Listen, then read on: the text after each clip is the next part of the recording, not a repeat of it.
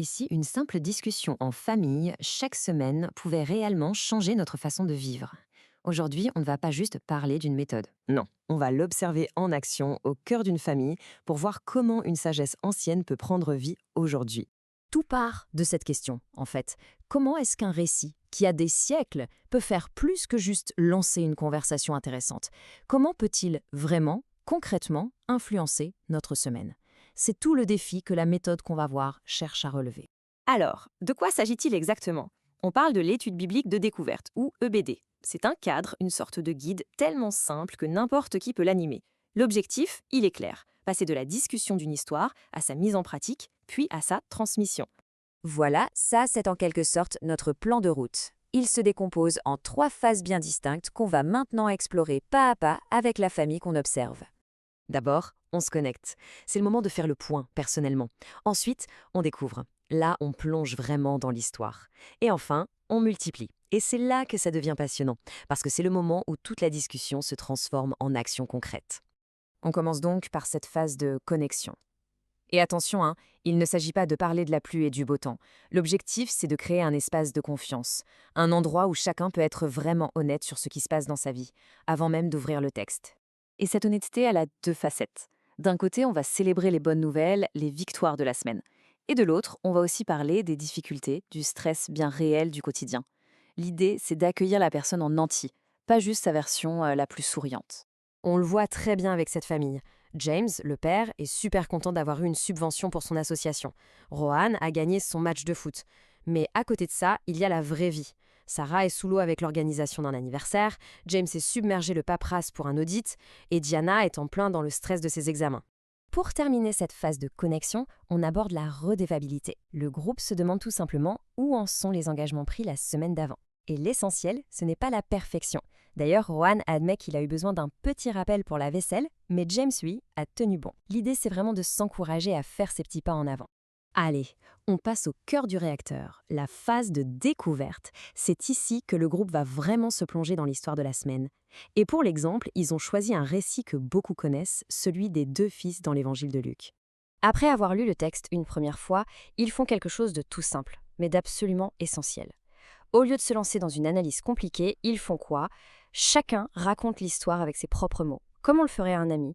Et cette étape, aussi simple soit-elle, va tout débloquer. Et alors là, c'est fascinant.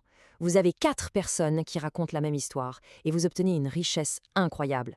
Rohan, lui, a une vision très directe, très moderne. Sarah, la mère, se concentre sur le drame familial, l'émotion.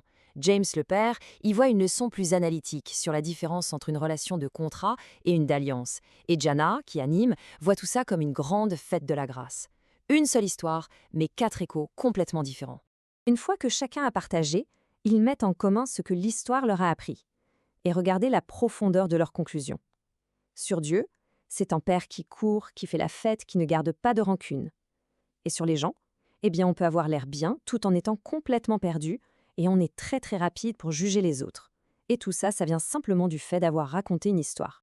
Mais voilà, avoir toutes ces belles idées, ce n'est pas le but final. Ça nous amène à la dernière phase, et c'est peut-être la plus importante, la phase multipliée. C'est ici que toute la discussion va passer du stade des idées dans la tête à des engagements bien concrets dans les agendas. Pour réussir cette bascule, le groupe répond à des questions très précises, des questions qui sont là pour provoquer cette transition de l'abstrait au concret, de la simple discussion à une application dans le monde réel. Regardons un peu leurs engagements personnels. Sarah prend conscience de sa course permanente et décide simplement de se reposer.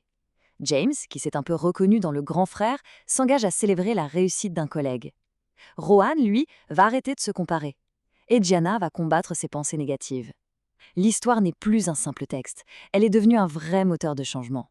Et la toute dernière question posée garantit que l'histoire ne restera pas confinée entre ces 4 murs. On demande à chacun, avec qui vas-tu partager ce que tu as appris? C'est ça, la multiplication. Et chacun donne un nom. Sarah va partager avec Maria, James avec Alex, Rohan avec Sam et Gianna avec Chloé. Le simple fait de nommer quelqu'un, ça rend l'engagement beaucoup plus réel. L'impact est prêt à se diffuser. Si on prend un peu de recul maintenant, quelle est la vision d'ensemble? Quel est l'effet domino qu'un processus aussi simple peut avoir quand il est répété semaine après semaine? L'objectif ultime, il est là. C'est un système qui est entièrement conçu pour la transformation, pas pour un simple transfert de connaissances. Tout le processus du bilan personnel au début, jusqu'aux engagements pratiques à la fin, est construit pour que l'histoire soit entendue, personnalisée, appliquée et enfin partagée. Au bout du compte, les petits engagements pris par cette famille sont le résultat direct d'un moment passé avec une seule histoire. Et ça nous laisse avec une question assez vertigineuse. Si une histoire n'est pas seulement écoutée, mais qu'elle est vraiment vécue et ensuite partagée, jusqu'où son impact peut-il réellement aller ?